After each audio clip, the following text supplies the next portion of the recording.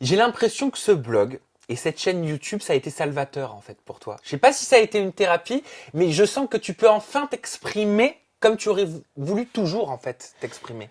Bah, en fait, le gros problème en télévision, c'est qu'on te force un petit peu à dire certaines choses.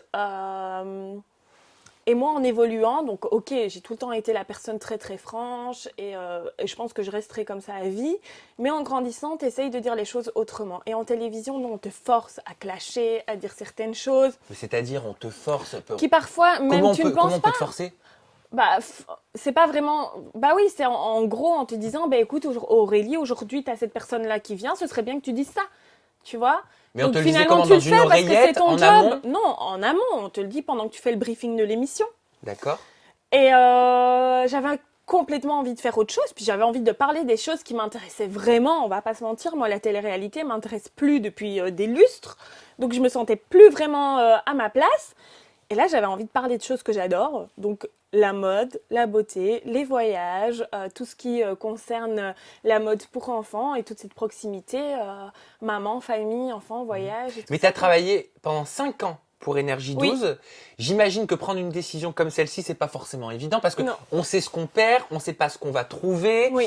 on se pose 1000 questions, ça fait peur. Tu parlais aussi dans un article que tu avais posté sur ton blog du burn-out Oui. que tu avais fait.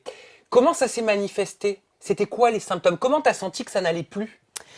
Eh ben, en fait, si tu veux, petit à petit, je me sentais de moins en moins à ma place. Et à chaque fois que j'allais et qu'on me disait, bon, bah, toi, Aurélie, aujourd'hui, tu dis ça. En fait, il faut savoir que je mettais déjà 2h30 pour arriver. Je reprenais 2h30 pour repartir. Donc, je me faisais déjà 5 heures de trajet par jour pour aller sur l'émission. C'était Et remboursé ça? Les oui, oui, trajets? oui, oui, oui. Et très souvent, en fait, je venais que pour dire une phrase. Parce que tout était pour les autres chroniqueurs, parce que ils me pensaient trop débile pour dire plus d'une ou deux phrases. Et donc, tu sais, l'accumulation, à un moment donné, quand on me faisait le débrief, ben, je pleurais. J'arrêtais pas de pleurer.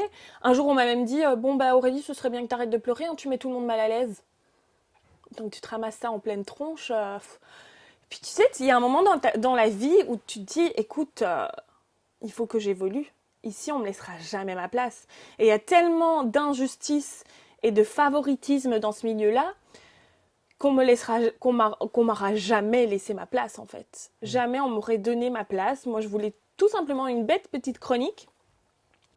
Et je l'ai demandé pendant 1 an et demi, on me l'a jamais donné. Et puis quand il y a eu des nouveaux qui sont arrivés, on leur a donné comme ça de suite. Tout ça parce qu'ils avaient des meilleures relations avec les big boss et Chick et Chack.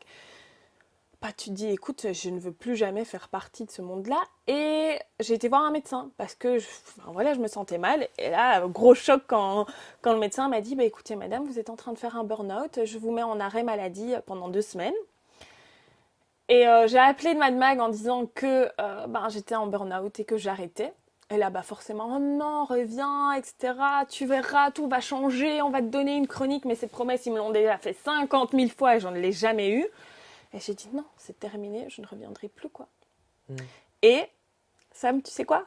Ça a été une des meilleures décisions de ma vie. Mais est-ce que tu t'en rendais compte sur le moment que c'était ta meilleure décision ou tu étais dans le doute? Non, j'avais un petit peu peur, tu sais, tu te dis, bon, bah j'arrête ça, mais derrière, il faut suivre, quoi. Maintenant, j'ai une famille, je suis mère de famille, il faut faire rentrer de l'argent, enfin voilà, il faut assumer plein de choses. Je pense en tant qu'être humain, tu as tout le temps un petit peu peur de l'inconnu, je savais pas.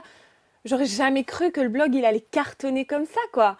Donc aujourd'hui, je suis encore beaucoup plus heureuse parce que tu te dis, bon, je fais un truc que j'aime, en plus j'arrive à en vivre et j'aime vraiment mon boulot, quoi.